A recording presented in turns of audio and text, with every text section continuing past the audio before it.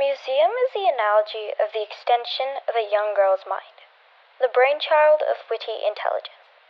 To explore the mind of Thomasina in meticulous detail, the facade should lay simple. Look closely.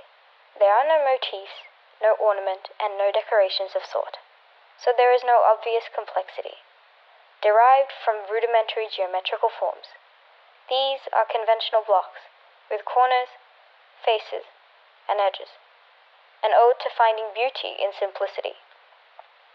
It is rectilinear and bare, however nothing short of uncanny and unorthodox. Sublime and unmistakably present to the hungry eye, the most visceral architecture are those that dabble in paradoxical phenomenons. The ground the Coverley Museum is built upon and what it is connected to is stitched to a tumultuous past. Within the clean new walls lay fragments of decaying ruin.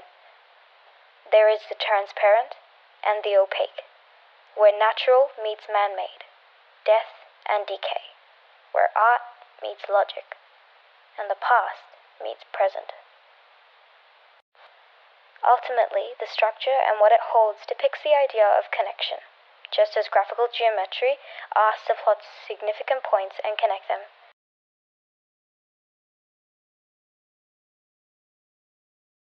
Good afternoon, ladies and gentlemen. We'll get straight to the topic this week on ABC's Q&A podcast. Recently, a new museum has been established over the site of a demolished Corkman Irish pub, and I'm here with two individuals of opposing views to express their opinions. So, Miss Smith, you've been a long-time resident at Carlton. What do you think of the new development?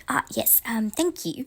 Well, simply put, it is just horrendous. They've just gone and slapped another ugly, out-of-place, brutalist piece of concrete where a great 200-year-old pub stood. They've done the exact same thing as the rogue developers, in my opinion, and it has no culture, no historical significance, and it sticks out like a sore thumb. It's just... Can I, interrupt here? Yes, sorry. Can I just say something here? So, it's gone up over the Corkman, but honestly, you people are, so ridiculous signing petitions to rebuild it, but you know it's not going to be like the same thing. What kind of hopeless act is that? And the museum is a fantastic push in the direction of, progression, and it does hold culture. Do you even know what a museum is? And that was our second guest, ladies and gentlemen, university student Emma. Sorry, can I just interrupt? How dare you? Do you know what kind of ignorance you're putting forth? The pub was a community, and it was such a lovely place for friends and family. What kind of community does this obnoxious building block have? Community? It has, more than that. It is a literal connection to the things past, present, and future. You can step inside and be in a whole other world. It's so much better than building a fake Corkman in And that's all we have time for this week on ABC's Q&A. Catch us again next week where we have a less aggressive discussion about koalas.